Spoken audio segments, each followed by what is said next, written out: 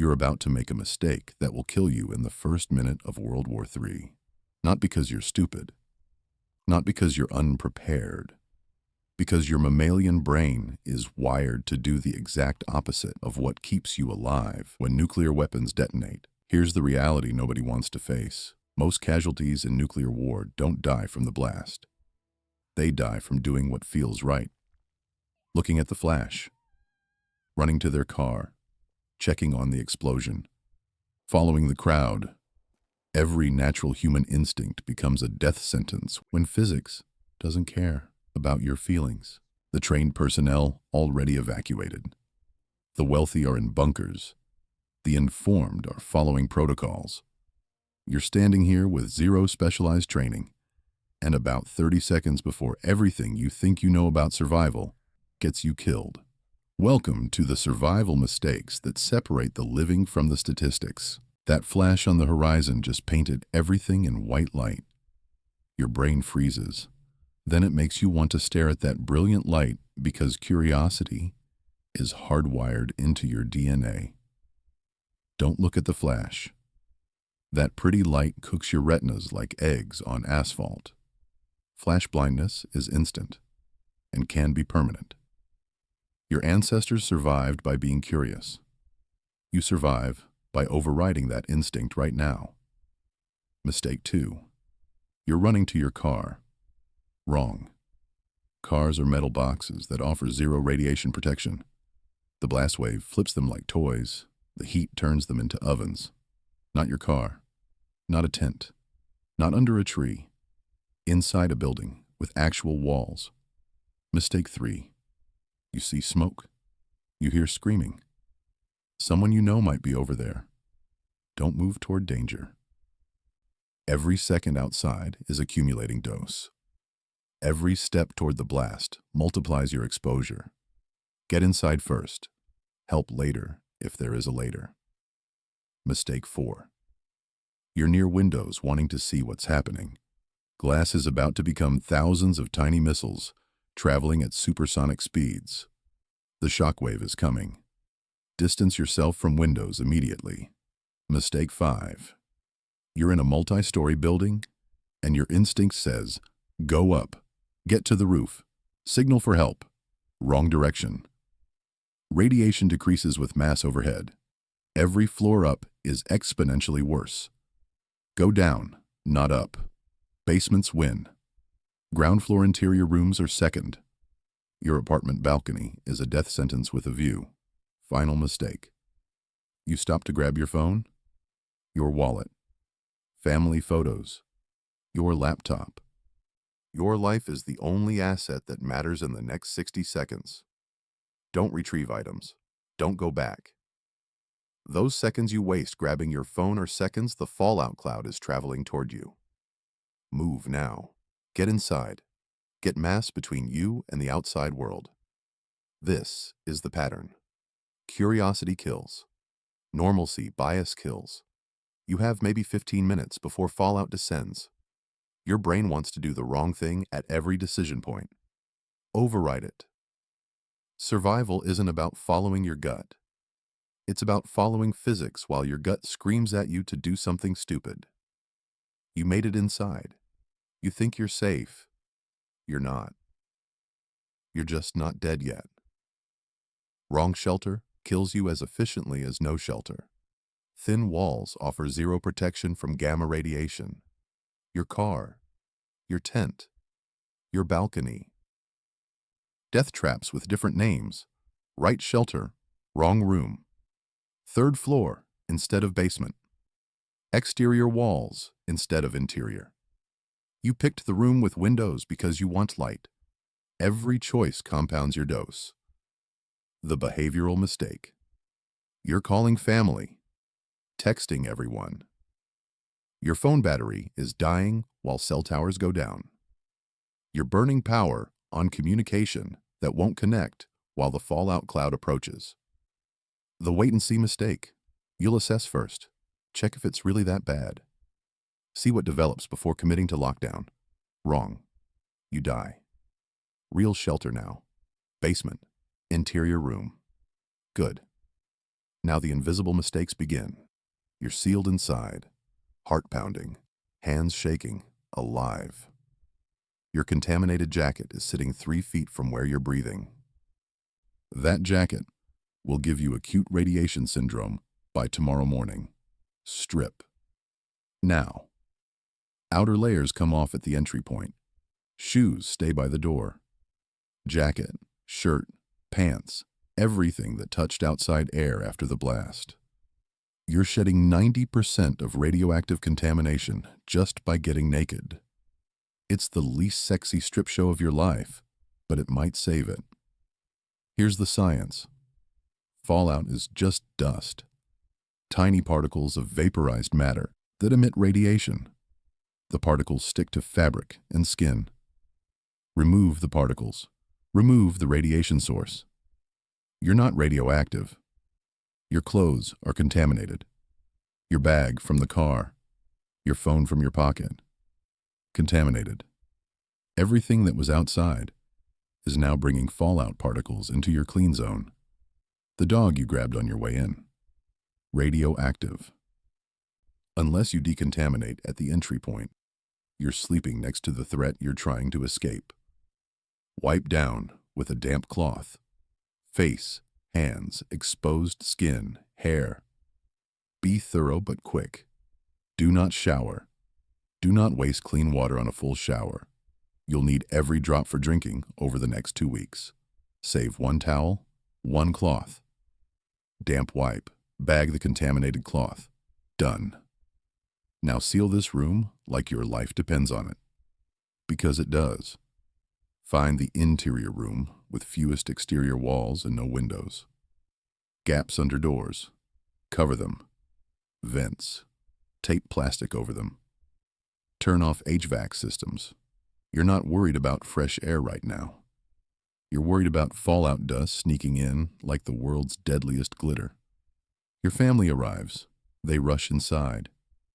Relief floods through you. They're safe. Except they're contaminated. And they just walked their contaminated shoes across your clean zone. They're hugging you with their contaminated clothes. You're all breathing contaminated air now. Decontamination happens at the entry, before anyone enters your sealed space. No exceptions, not for family, not for friends. Strip, wipe down, bag the contaminated items, then enter. Love doesn't neutralize radiation. The door. You sealed it 20 minutes ago. You want to check outside, just a quick look. See what's happening. 1 second won't hurt. 1 second breaks your seal. Fallout is descending right now. Peak danger. Opening that door invites contamination into your clean zone. And once it's in, you can't get it out. Day 2. You're bored. You're anxious. And you're about to make the fatal decision to just check outside. It's been quiet for 12 hours. Must be safe now, right? The initial panic has passed. Nothing's happening. Your feelings tell you the danger is over. Your feelings lie. Radiation doesn't. Radioactive decay takes 2 weeks to drop to survivable levels, not 2 days. The worst of the killing power is gone in 48 hours, but 48 hours is the minimum. Opening that door at hour 30 because you're restless means you're walking into dose rates that will give you radiation sickness. Trusting your gut instead of your Geiger counter or radio broadcasts. You feel fine. The air seems normal. Therefore, it must be safe. That logic kills you slowly over the next 3 weeks as your bone marrow fails. The invisible threat doesn't announce itself. Boredom and anxiety scream at you right now. Radiation poisoning is silent until symptoms appear, and by then the damage is done. Stay inside. Your feelings are irrelevant. Only the measured dose rate matters. You're thirsty. Your bottled water is running low. You're about to drink water that will kill you slowly over the next 3 weeks. Open containers exposed to fallout. Contaminated. The glass you left on the counter. The pitcher in your fridge that wasn't sealed. The water bottle you opened yesterday. All carrying radioactive particles that settled from the air. You're drinking liquid death, thinking it's safe because it looks clean. Here's the math. You need 1 gallon per person per day minimum. 2 weeks of sheltering means 14 gallons per person. Family of 4 needs 56 gallons. That's a lot of water. Most people have maybe 10 gallons in bottles if they're lucky. Dehydration kills in 3 days. Internal radiation contamination kills in 3 weeks.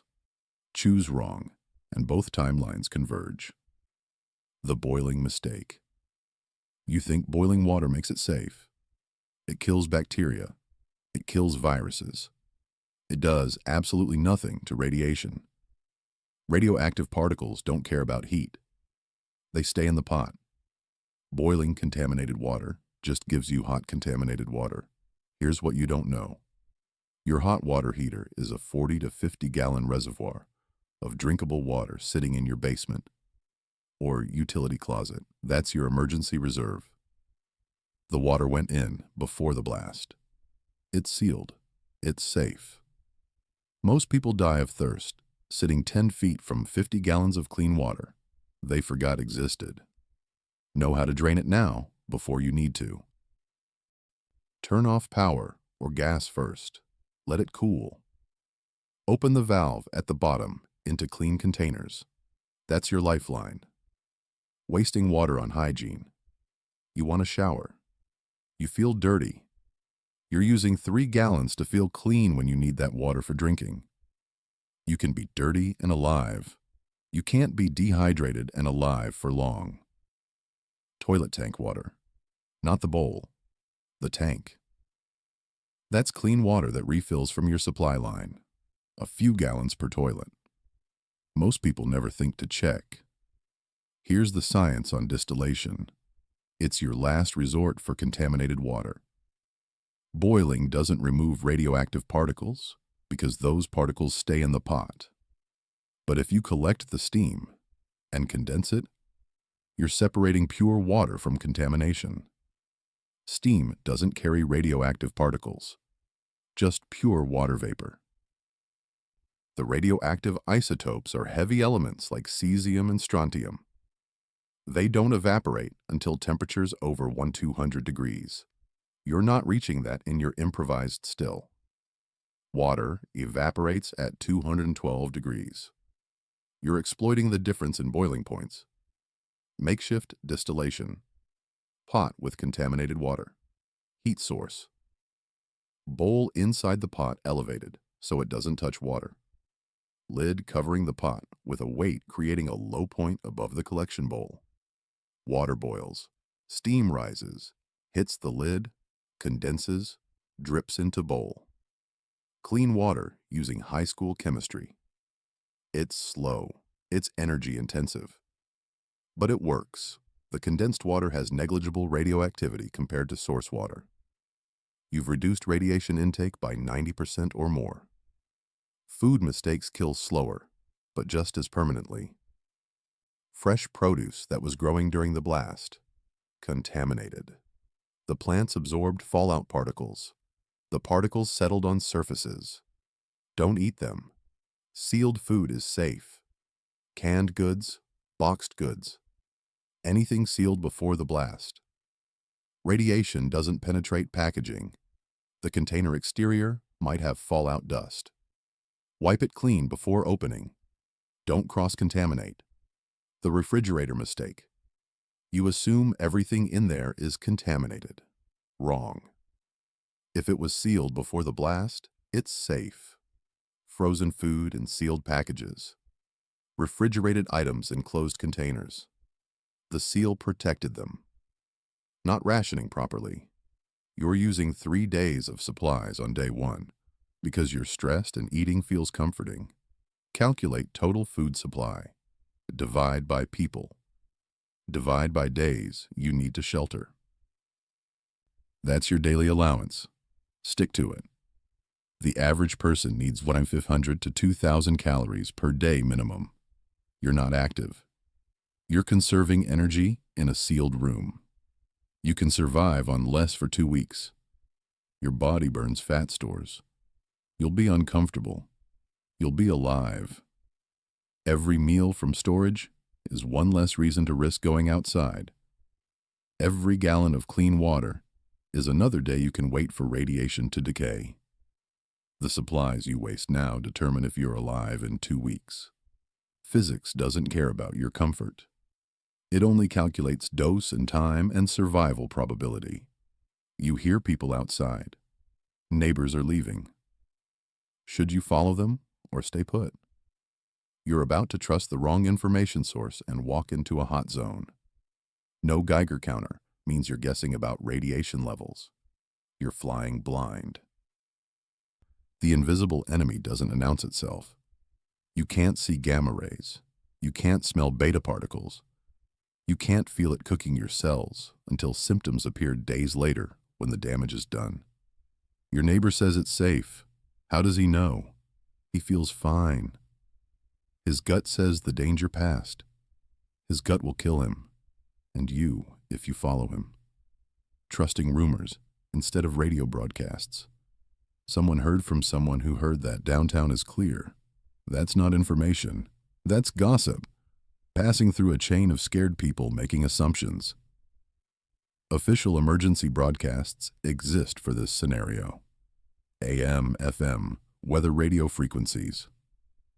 Authorities will communicate when zones are verified safe. The feeling fine mistake. You think if radiation was dangerous, you'd sense it somehow. Your body would warn you. Wrong. Radiation doesn't trigger pain receptors. Doesn't make you dizzy. Doesn't make you nauseous immediately, unless the dose is catastrophic. You feel completely normal while accumulating a lethal dose. Following the crowd. Herd mentality in contaminated zones. Everyone's moving, so it must be the right choice. Except crowds don't have Geiger counters either. They're guessing collectively. Mass panic doesn't equal mass intelligence. The Geiger counter is your only honest friend. It measures ionizing radiation in real time. Clicks when particles ionize gas in its detector. The faster the clicks, the higher the dose rate. It doesn't lie. It doesn't sugarcoat. It tells you physics. The critical number. 1 Roentgen per hour at your exit point. Below that, brief trips become possible after the initial fallout period. You're still accumulating dose, but it's survivable for short duration. Above 5 Roentgens per hour, you're on lockdown. That dose rate delivers acute radiation syndrome within hours. Above 100, you're in lethal territory. Your block might be safe. Next block over might be lethal. Fallout doesn't distribute evenly. Hotspots exist where particles concentrated. Without measurement, you're gambling. Consumer Geiger counters cost $50 to $300. That device is the difference between informed decisions and guessing. Your intuition means nothing here. Only the measured dose rate matters. Week 2.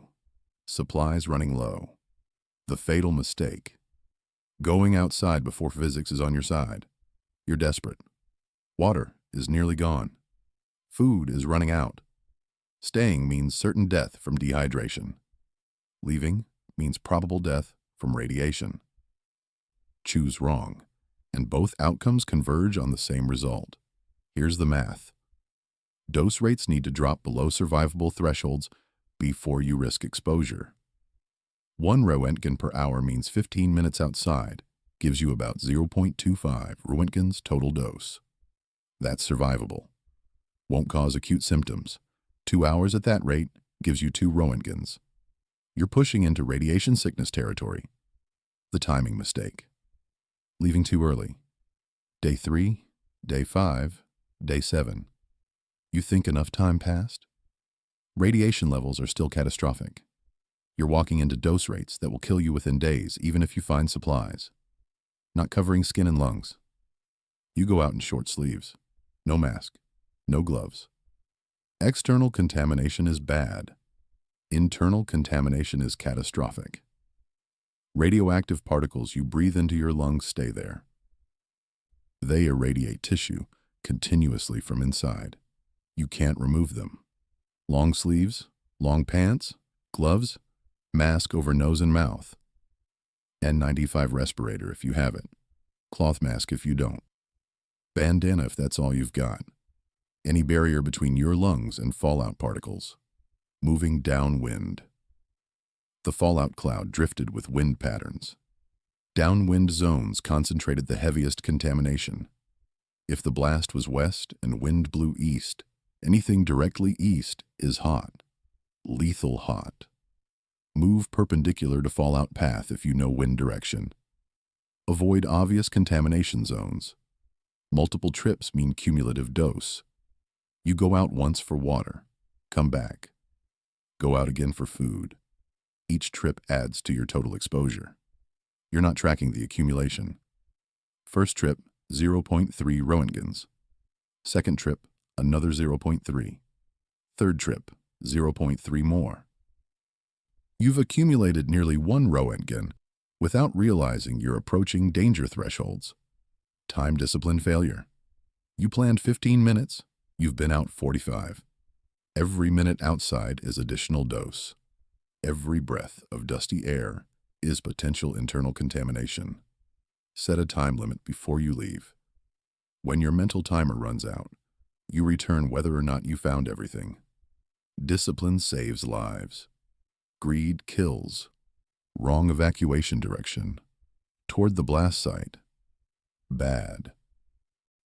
Radiation levels increase as you approach ground zero. Laterally, in the wrong direction. Also bad if you're moving parallel to the fallout plume path. Away from the blast, perpendicular to wind. That's your geometry for survival. Avoid low-lying areas. Ditches, valleys, drainage zones. Fallout particles wash into these areas or settle into depressions. A ditch might have 10 times the dose rate of surrounding high ground. Stay on ridges when possible. Elevated terrain. High ground minimizes accumulation. Confrontation with other survivors. Resources are finite. Fear makes people unpredictable. Desperation removes normal social constraints. You encounter someone at the store. They want the same water you're taking. Fight breaks out. You get injured. A cut that would be minor normally becomes life-threatening when you can't clean it properly or reach antibiotics. Broken bone means reduced mobility when mobility equals survival. Avoid conflict. Maintain distance. Not just for safety, for radiation safety too. You don't know their contamination level. Not decontaminating after every trip. You come back with supplies. You walk straight into your clean shelter. Your contaminated boots just tracked fallout across your safe zone. Your contaminated jacket is now hanging where you sleep. Strip at the entry, every single time. Bag contaminated outer layers, wipe down before entering. No exceptions. Bringing contaminated supplies directly inside. The canned goods you grabbed. They were sitting in a contaminated store. Fallout dust on the exterior. You bring them into your clean zone and open them with contaminated hands. Cross-contamination. Wipe down every item at the entry point before it moves deeper into your shelter. Travel light, but purposefully. Backpack for supplies, water containers. But you also need mobility.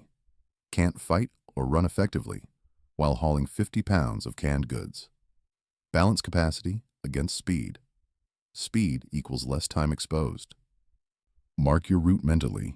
Street names, landmarks, anything that helps you navigate back. Disaster zones become unrecognizable. Buildings collapsed, signs fallen, smoke obscuring visibility. You can't afford to get lost in a hot zone. Know your path in and your path out before you leave.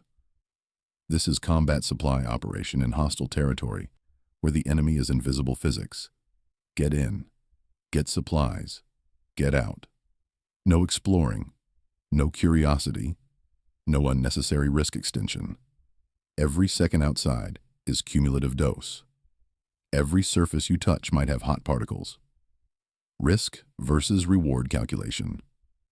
Certain death from dehydration versus probable survival, despite radiation exposure. You make the calculation.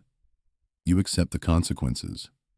You move forward because stopping means dying. Month 1. You survived the radiation. You rationed supplies. You made smart decisions about when to stay and when to move. Now the psychological mistakes begin. Isolation and fear compound into poor judgment. You're making decisions from mental exhaustion instead of logic. Despair feels more real than physics. You give up when survival is still possible. Despair equals death. Not maintaining any routine. No structure, no purpose. Your psychology collapses and takes your decision-making with it. These psychological failures compound every previous mistake. But here's the thing. All those mistakes, every single one, they happen after disaster strikes. Here's the real fatal mistake. The one you're making right now, today, this moment. Not preparing before anything happens. You're reading this. You understand the threats. You know the mistakes. And you're going to close this video and go back to assuming it won't happen to you. That's the mistake that kills you. That's mistake number 41, the fatal one. Everything you just learned is survivable if you prepare now. Every mistake above can be avoided with basic supplies and knowledge. The flash that blinds you, the contamination that poisons you, the dehydration that kills you, all preventable. Here's the math. $300 to $500 in supplies equals prevention of every fatal mistake on this list. That's less than most people spend on entertainment in a month. That's the price of being ready instead of being a statistic. What you need: a Geiger counter, $50 to $300. That device is the difference between informed decisions and guessing your way into a hot zone. Water, 1 gallon per person per day for 2 weeks minimum. Sealed food, canned goods, rice, pasta, 2 weeks of calories per person. Duct tape and plastic sheeting for sealing your shelter. Battery-powered radio for emergency broadcasts. Basic first aid supplies. That's the list. Not fancy. Not expensive. Just practical items that address specific failure points when systems collapse. The choice is binary. Prepare now or make every fatal mistake simultaneously when the sirens sound. Stock supplies this weekend, or drink contaminated water in 2 weeks. Learn decontamination protocols today, or track fallout into your clean zone tomorrow. Buy a Geiger counter now, or guess your way into lethal radiation zones later. There's no middle ground, no partial credit for good intentions. Either you have the tools and knowledge when disaster strikes, or you die from easily avoidable mistakes while surrounded by people who prepared. Your denial today is your death sentence tomorrow. Your assumption that someone else will save you is the mistake that guarantees you won't be saved. The government has protocols. The military has plans. The rich have bunkers. You have this information. Use it or ignore it. That's on you. This isn't guaranteed survival. Nothing guarantees survival in nuclear war. This is your best odds, your fighting chance, your only weapon when everything else fails. Knowledge and preparation separate the living from the statistics.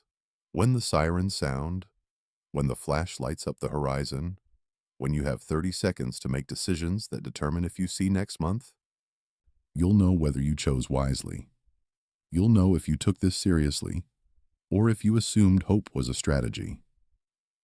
Most people won't prepare. Most people will assume it can happen. Most people will make every mistake on this list in the first hour and die within 2 weeks. You can be different. You can give yourself and the people you care about a fighting chance. Or you can scroll past this. Forget about it. Go back to your normal life. And when disaster comes, you can die from mistakes that were completely avoidable if you just spent one weekend and a few $100s preparing. The fatal mistakes start now. With the choice you make today, prepare or don't, live or die, that's the decision. Make it count.